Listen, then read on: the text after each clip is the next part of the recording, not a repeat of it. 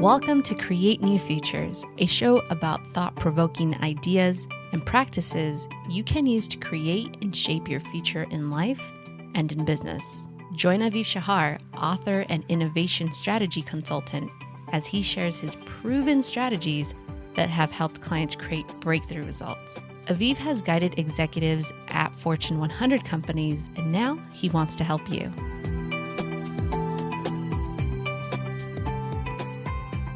Welcome to Create New Futures, where we explore how you can create new futures for you and for your organization. This is Aviv, and today I'm speaking with Oscar Trimboli. Oscar is the author of How to Listen, Discover the Hidden Key to Better Communication. He is the speaker and the host of the podcast Deep Listening. Oscar, welcome. G'day, Avi, but looking forward to listening to the questions today. Of all the things you do, what do you enjoy most? What makes you most alive? Definitely listening to future generations, my grandchildren, 4 of them, anytime I get to play Lego with them. It's a really fascinating insight into the way they think, the way they make sense of the world, the way they create, the way they anticipate, the choices they make about what colors, what sizes, what structures. And if they're doing it with another one of their grandchildren, how they interact with each other. Who shares? Who doesn't? Who's helping the other one out when they're struggling? So playing Lego with the grandchildren, Avi, that's where my energy is most optimized. I find it fascinating. Curiosity and observation of the people you love most is the essence in what you're describing there.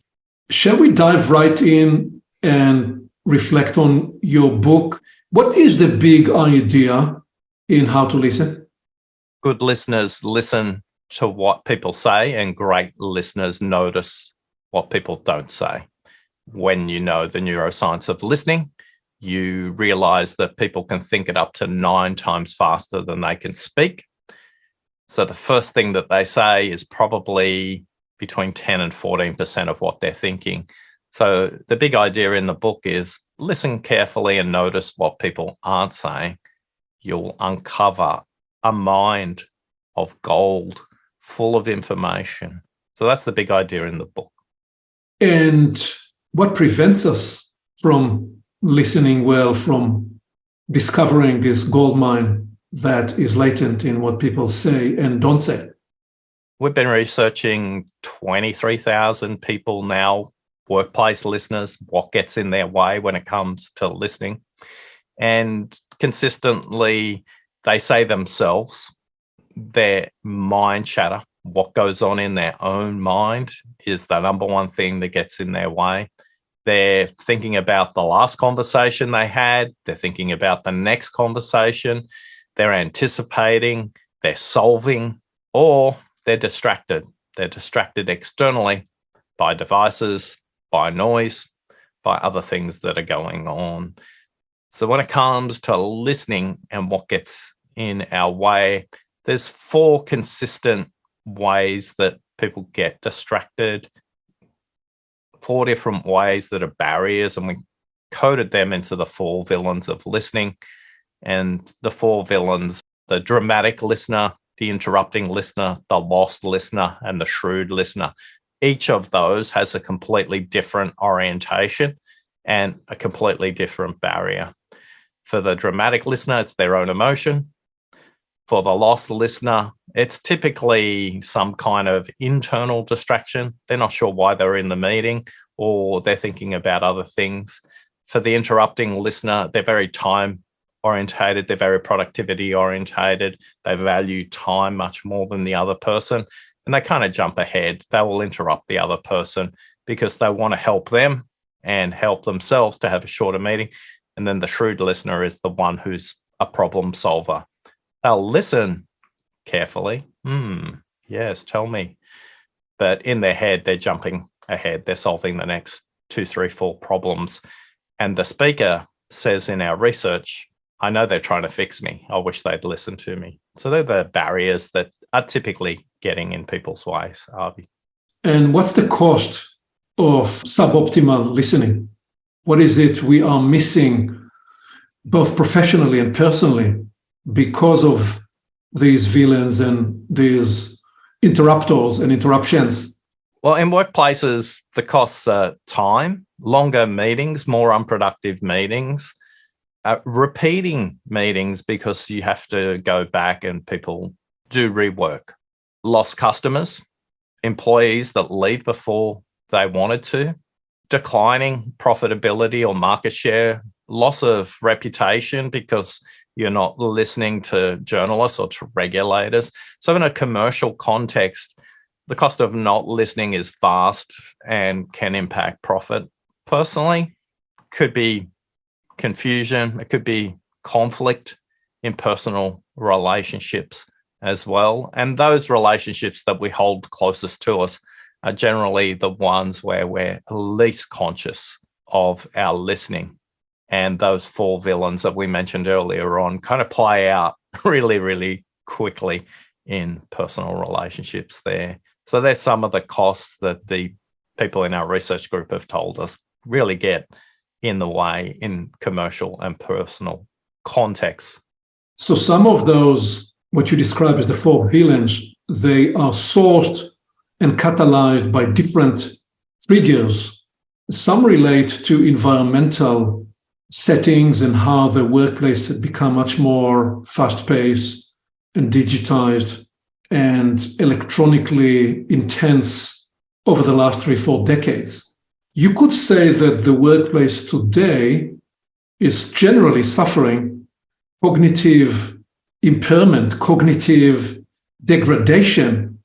So we anticipated 40 years ago that technology will make us a lot more relaxed and attentive and able to access ourselves. We now know that the opposite has happened. So there is some of that, how to manage your environment, your electronic environment, your day, your cadence, your energies. And then some of what you're describing in those villains are purely in the developmental space, how to personally manage your energies, your emotions, your attention, and what are the personal practices and mindfulness and such that you bring to yourself. So you're describing a vast spectrum of issues that stand in the way of optimal listening. This is why we developed the listening quiz so that we could personalize it for the person. So for many people, they're not conscious of how they listen. They're not conscious of what gets in the way. They're not conscious of what they're skillful at, where their listening strengths are. So if you visit listeningquiz.com, you can take a 7-minute assessment and you'll get a personalized output that describes which one of those four you are. That's handy, but it's not useful. What's useful is we provide tips specific to your listening barrier. So rather than trying to figure out all of them, we just say, here's one tip. And you may want to go and explore a bit further and get all 3 tips from the report as well. But they're tailored specifically to the way you responded to the listening questions. There's only 20 questions. We say that it'll take you 7 minutes. On average, people complete the quiz in about 4.5 minutes. So one thing that I did learn, Avi, in the decade that I've committed to this process was people weren't interested in what great listeners do. They were interested in what was getting in their specific way. And once we personalized it to them and gave them one specific tip, so for the interrupting listening villain, for example, it's just count 1, 1,000, 2, 1,000, 3, 1,000 when somebody pauses, and it's likely they haven't finished their idea. Now, this idea went a little bit further when I was working with somebody in a military academy. And a month later, I said, how did you go with that? And he goes, oh, it was no good, Oscar. I counted 1, 1,000, 2, 1,000, 3, 1,000. So I used your second tip, which was bite your tongue. But I bit it too hard and my tongue ended up bleeding and it distracted the whole conversation. So I don't recommend you bite your tongue so hard that it bleeds. But sometimes biting your tongue, literally and figuratively, may not be a bad thing for the interrupting listening villain. As you mentioned, Avi, it's vast when you think about all the context in which we listen. We listen in one-on-one conversations, we listen in group conversations, we listen face-to-face, we listen over video conference. So we've created resources for all those different things, whether that's the books, the third book you mentioned earlier on, the playing cards where people can practice using a set of 50 cards throughout the year, one per week, the 90-day challenge, which is a series of reminder emails once a week to keep you on track when it comes to your listening. So despite how vast it is, we know that just simple micro skills will be the difference in progressing your listening. Interesting. So small tips, micro skills that people can put to practice, you observe, create differential results. Yeah, we've been tracking 1,410 listeners for the last 4 years in a long-term study to understand how are people making progress and which one of those tips consistently are making a difference for them. The number one tip for all of them is use the technology. Don't let the technology use you. So the kinds of notifications you mentioned earlier on in terms of email pop-ups or WhatsApps on the phone, instant messaging coming up, Slack messages, all these things. I worked for an organization and I know the research to gather your attention and keep it on the app. And the original research from that came from the slot machine industry in Las Vegas to make sure people kept putting coins in the machine and kept pressing the buttons. Technology is very powerful if you use it. Technology is equally powerful if it uses you, and you need to make a choice. And for a lot of us, our choice is very simple, whether you use Apple ecosystem, Android ecosystem, Windows ecosystem, there's one button you can press to manage your notifications, to turn them on, to turn them off, to turn them back on again. Or you can use the technology so it looks at your calendar and switches them off every time there's something scheduled in your calendar as well. And Avi, this is what we mean by use the technology, don't let the technology use you. Whether we speak to doctors in general practice or doctors in emergency surgeries, whether we talk to bank tellers, to school principals, to prison officers, these technologies are all jumping into people's working life. And that one tip is the one tip consistently that people say makes the biggest difference. The other two tips are drink water before you go into a meeting and drink a glass of water every hour in a meeting as well.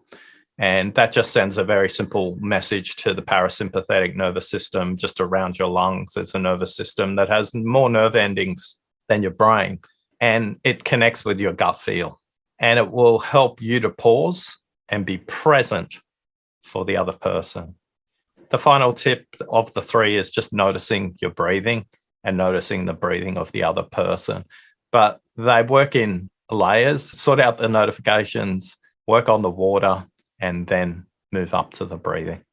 So you're describing in the first tip strategies to manage the attentional capture of technology and reroute that and take control of your technological environment. And the two other tips, water and breathing, are more encouraging somatic awareness.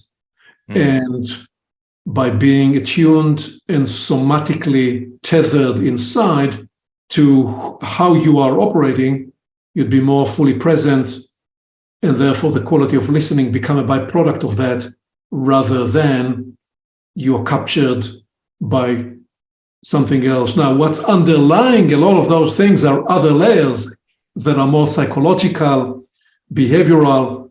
I once described the condition that people in corporate life suffer, and not just in corporate life, as the never-ending anxious preoccupation with the next, the purgatorial never-ending anxious preoccupation with the next. That's when somebody is in a meeting, they know that in an hour they need to be in another meeting, so they're in this meeting, they're thinking about what they will need to do in an hour, And guess what happens in an hour time when they are in that meeting? They either think about what happened in the meeting before that they never fully were able to attend to, or they're thinking about the meeting that will happen after that. So practically, a person physically went through a full work day of half a dozen meetings, but most of the time they were not present where they were only half present. So in essence, when you coach people to listen and be attuned to their breath and to their inner state, you are coaching them to become present in their life. And we want to make it, again, as practical as possible when it comes to presencing. We say when we work with clients is you can control the meetings that you create. And when you create a meeting, don't create a meeting that starts at the top of the hour or the bottom of the half hour. Start a meeting at 5 minutes or even 10 minutes after the hour. And what we notice when people do this is they comment consistently and they say, Oscar, when I tried this, the meetings go quicker. They're not actually slower. So one of the fascinating insights is when you listen to what's not said, you help the speaker move from what they say to what they think to what they mean much quicker. And you get to the essence of the conversation. Now, when clients turn up to meetings with me, they go, oh, I love coming to your meetings, Oscar, because I've got 5 minutes to go to the bathroom, to make myself a cup of tea, a cup of coffee, drink some water. Or more importantly, what they say is I can just connect with myself and process what happened before and get ready for this conversation. And when people use this very simple technique of scheduling their own meetings 5 after the hour, one of my clients in the UK, Emma, said to me, Oscar, when I tried that, I just thought they're going to think I'm crazy sending a meeting 5 minutes after the hour. But only after a week of practicing this, she sends me this very long email saying, I thought you were crazy, but I gave it a try. I had nothing to lose. My 1 hour meetings quickly moved to less than half an hour, and my half an hour meetings moved very quickly to 10-minute meetings. And although that's great for me, it was the other person that was more grateful because they got to say what they meant, because they had time to collect their thoughts before they come into the meeting. So as we think about those practical tips, those 3 that we mentioned earlier on, that's all about you and how you manage your state and get ready for presence. But connecting you with the other speaker or the team meeting or multiple people in that context, just that simple act of giving everybody a 5-minute break in between, you may reduce some of that purgatory, Avi, that you mentioned about what's next? What's next? What's next? You spoke there about helping the conversation get to the essence of whatever it is that is looking to be addressed. What else have you discovered in your research about facilitating conversations to get to the point of need, point of pain, or the point of the essence of the conversation? What else have you discovered? Well, this lesson was taught to me by a mother and her son. Jennifer was the mother, Christopher was the son. And when Christopher came home from junior school, excitedly he told his mum, Mummy, I'm so excited. I learned maths today. I learned that 3 is half of 8. Now, Jennifer, although a stay-at-home mum, is a trained school teacher. So she knows that something's not right. And she thought she misheard her son, Christopher. And she said, honey, could you say that again? And he explained. He said, we learned maths, we learned division, we learned that 3 is half of 8 today. And she scratched her head and thought, what are they teaching kids at school today? She went to the cupboard, she got a packet of M&Ms, the little chocolate candy, and took out 8 M&Ms and lined them up like soldiers, 4 by 4, facing each other on the kitchen bench. And she picks up Christopher and puts him on the bench and said, honey, can you count how many M&Ms on this side? And he went, 4, Mummy. How many on that side? And he went, 4, Mummy. And she said, see, Christopher, 4 is half of 8, not 3. And with that, Christopher, like Superman, he leaps off the kitchen bench, goes to a corner cupboard, gets a piece of paper, and he draws the figure 8 with a Sharpie, a texter, for his mum, and shows it to his mum. And then he folds it in half twice. He tears it in half and shows his mum 2 perfectly formed 3s. Now, Christopher was thinking in geometry and his mum was thinking in arithmetic. And many of us have 3 is half of 8 moments in our workplace because we listen to what people say, not to what they mean. When I spent time with Christopher and asked him, he's now an adult, about how would he recommend that people improve how they listen, he said, communicate about how you communicate. And I said, okay, that makes sense. We picked that up into one simple question, which is, what would make this a good conversation? It's something you should ask right at the beginning. Not what will make this a good conversation for you, but what will make this a good conversation? Now, what you don't know about Christopher is he's a world champion bug catcher now. He solves the most complex computer problems in the world. He's sought out by many of the big name technology companies that you may think about as an expert in his field. Now, if you were thinking about a bug catcher with a net and a butterfly, when I mentioned he's a bug catcher, you're probably listening for similarities rather than differences. The other thing you don't know about Christopher is he's neurodiverse. He processes the world in a completely different way. So, Avi, the really powerful message from Christopher is communicate about how you communicate. Start the meeting at 5 after the hour. If you get a chance, ask the person what will make this a great conversation before you get into the dialogue. But if not, ask that at the beginning of a conversation. And same, in a team meeting, you should ask that question too.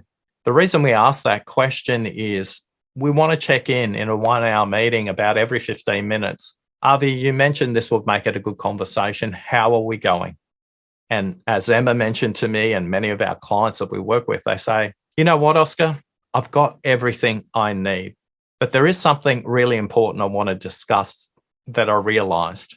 And then they get into discussing that.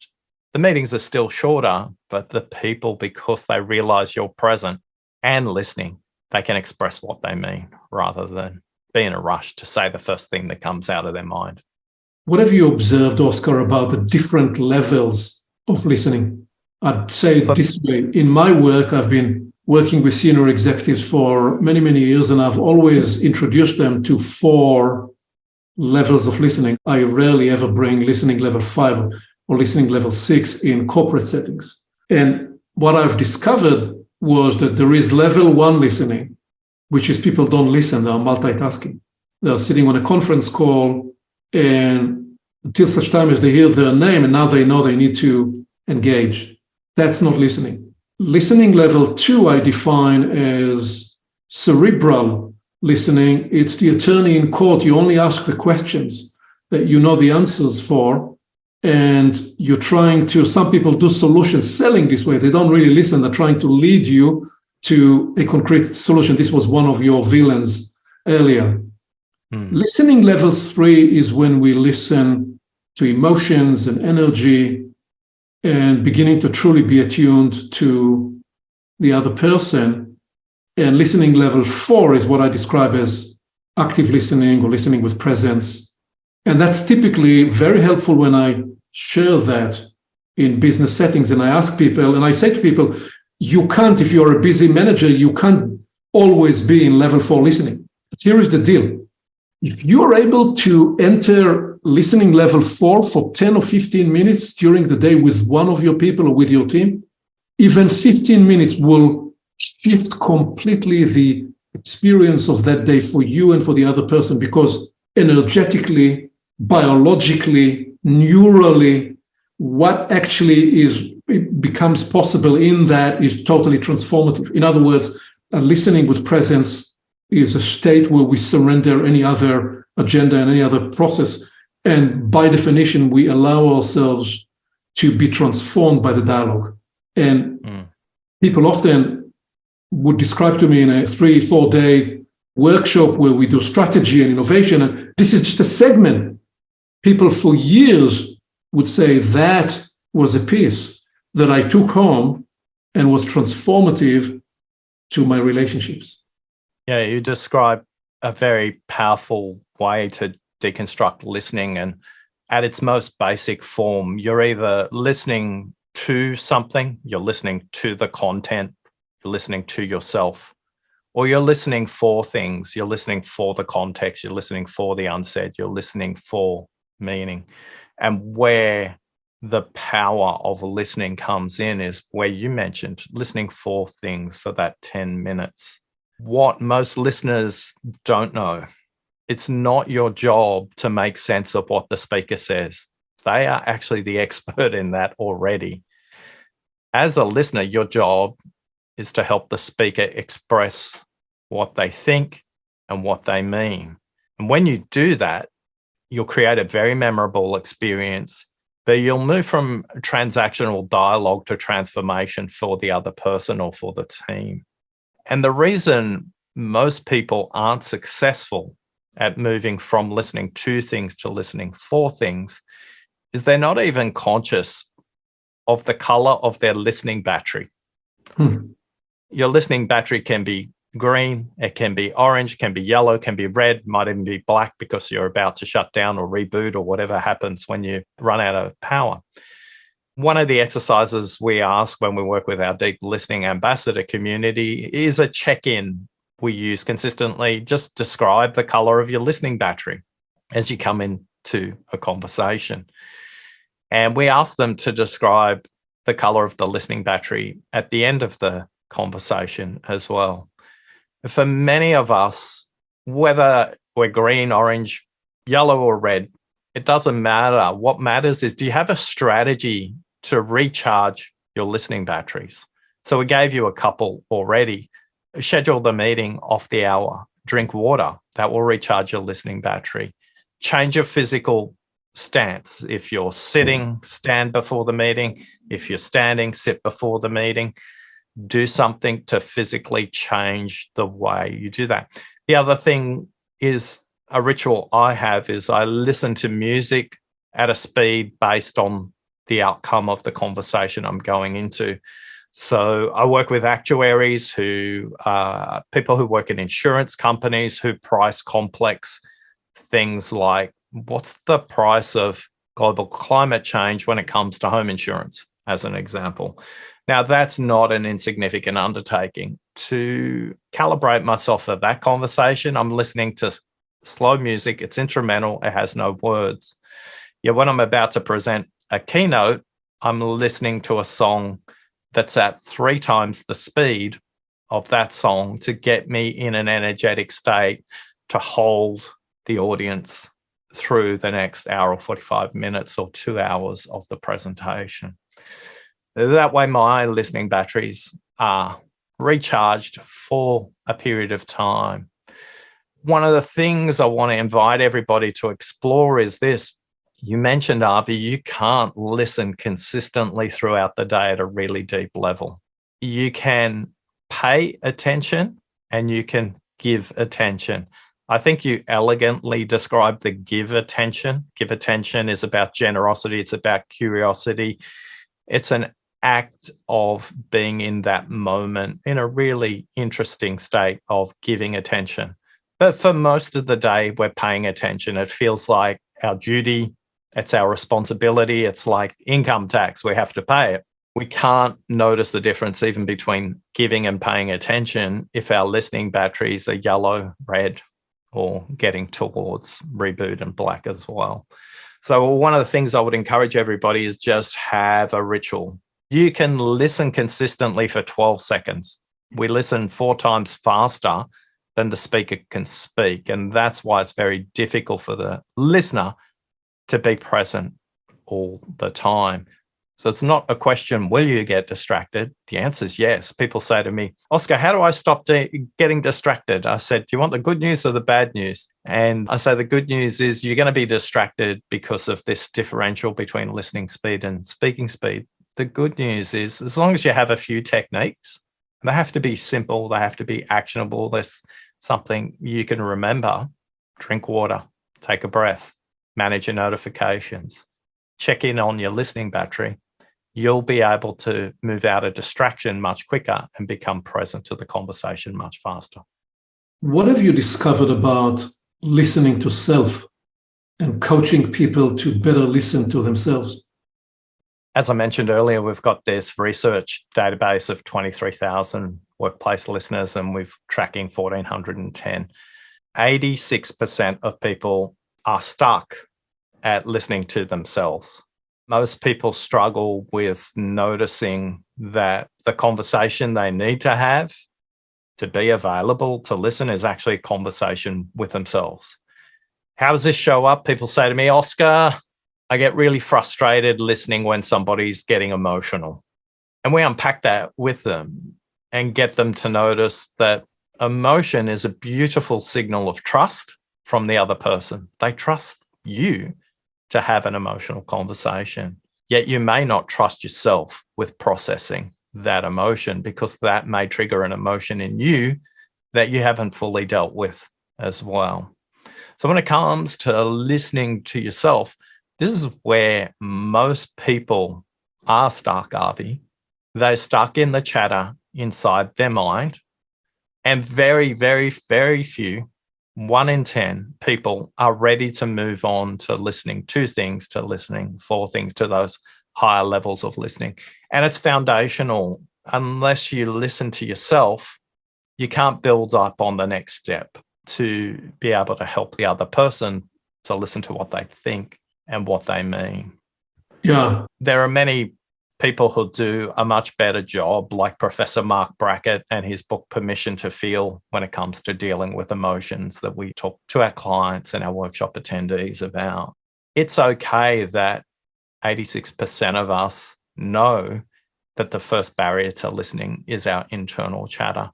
It's what we do about it next that's more important. And people say to me, oh, Oscar, I've read many books, but yours is very simple, it's very practical, it's very pragmatic. And I say, yes, every tip I provide is very, very easy to do, yet it's difficult to practice consistently.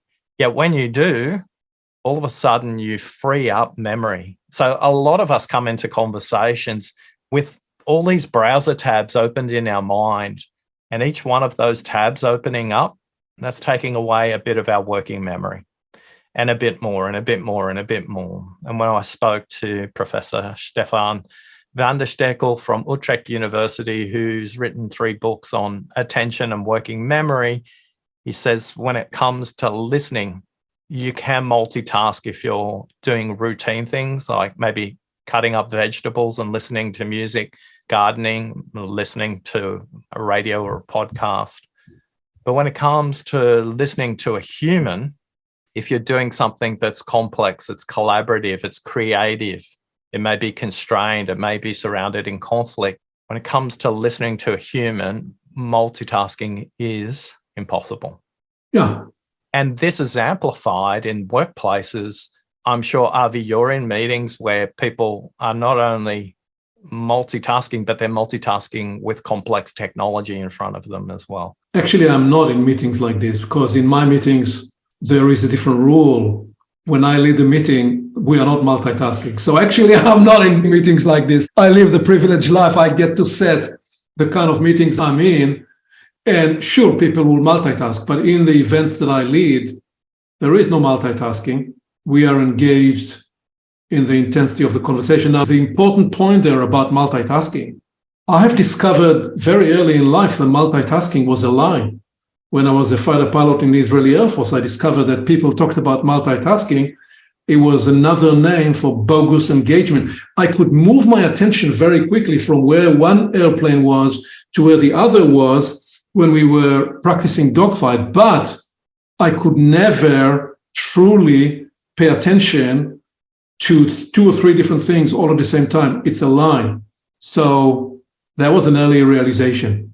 Let me ask you, just before we move to a few final questions, Oscar, what do you believe would become possible if all the people around you learn to practice deep listening? What would actually become possible? Well, rather than imagining it, this is a question we ask people as we track them through the 90-day challenge and this longitudinal research we mentioned. The number one thing that people say is they get time back. On average, people are getting back in their week between 5% and 20% of their schedule. Now, 20% of a week is a day. That's huge. Now, I'm not saying everybody gets that. So when you do practice this, the time you get is extraordinary. So you can move from reactive workplace output to proactive workplace output. And you don't even have to use that time for the workplace. You could decide to go and do something else. The other thing our clients say when they practice this, the relationship with the other person changes. There's more trust in the workplace. Profitability increases over a 2 to 3 year time horizon because the conversations that they have with customers, with employees, with suppliers, with regulators get to the point. It's much more direct, not because of a communication difference, but because the people feel comfortable saying what they mean rather than playing a game of slowly drip feeding people information. So workplaces change. With some of our clients, that means their ability to attract and retain high caliber employees has increased dramatically. And for the suppliers they work with, timelines are much shorter because they're not going through a process of explaining and re-explaining what part they need in an engineering production environment or in a professional services environment, whether it's a market research firm or an advertising agency. They get the brief the first time, and the clients are referring them more because they say, I want you to work with my supplier because they really get me. They understand what I'm trying to achieve. And I remember working with a client, it was in about 2015, and they were in the advertising industry, Avi, and they had this very problematic relationship with one of their largest clients. And they said, it's just not working. Every time we take a piece of work back to them, they say we were wrong, we weren't listening. All of a sudden, it becomes unprofitable work for them. They said, what should we do? And I just said, when you're in that conversation with that chief marketing officer, just ask them one question consistently. Tell me more. It's a very short question, but it's a very potent question. It's a question that keeps the conversation going in the same direction. Tell me more. If you want to change the direction of the conversation, you ask what else. But when the relationship's fractured, you want to continue, you say, tell me more. So north-south question rather than an east-west question. For 2 months, they would tell me, Oscar, nothing's changed. I said, great. At the beginning of the meeting, are you asking that question, what will make this a great conversation? And they said, oh, no, we forgot. I said, okay, please ask that question. So they said, what would make this a great conversation? The 3rd month. The chief marketing officer, Avi, said, you know what would make this a great conversation? If you can help me get the hell out of this organization. It's the most toxic place I've ever worked in my life. From that point on, the agenda was moved. They weren't talking about anything to do with work. They came back a month later and said, we want to design a campaign with you that will win you an industry award and create a platform for you to get noticed. And as a result, they worked together for 12 months. And 24 months later, that chief marketing officer moved to a different industry, an organization 3 times bigger, and they did not go out to tender. She just rang up this advertising agency and said, come and do work in my new company. All because they moved out of transaction and started to listen to, they were working in a toxic environment and they were bringing back the changes that were a function of the toxic environment. That's what happens when deep listening is present. And when deep listening is present, we transform our relationships. We're being transformed through the dialogue. We find that those conversations replenish and renew our energies. We become mentally more lucid and clear. At a deepest level, when we engage with deep listening, we heal each other in the conversation. My 3 exit questions. With all that you know today, what advice would you give your 25-year-old self? I remember my 25-year-old self very clearly, and my dad always told me, work hard, Oscar, work hard. And it was great advice because he said to me, Oscar, you can't always be the smartest in the room. You can always be the hardest working in the room. Until I discovered I had dyscalculia, which meant my relationship with maths and numbers meant I transposed numbers around the wrong way. So the advice I gave myself at 25 is I better figure out how to partner and team with people who are experts in areas I'll never get to. So the advice for my 25-year-old self is, well done, Oscar. When you're 25, you started to partner with finance because you didn't understand numbers. And that became a really powerful relationship for the rest of your career. You were to lose all that you know and keep only 2 ideas or 2 capabilities or 2 practices. What would you keep? Number 1, make sure that I exercise and look after myself first, because without that in place, nothing else is possible. And the second one is be a curious reader. You can learn much more from others than you'll ever learn from yourself. As we bring this conversation to landing, Oscar, what parting wisdom do you want to offer to people listening to create new futures? Just to learn what gets in the way when it comes to your listening. Just visit listeningquiz.com, take the quiz. Don't worry about connecting with me, connect with yourself, and you'll be able to start to have an impact beyond words in your workplace. Thank you very much. Thanks for listening.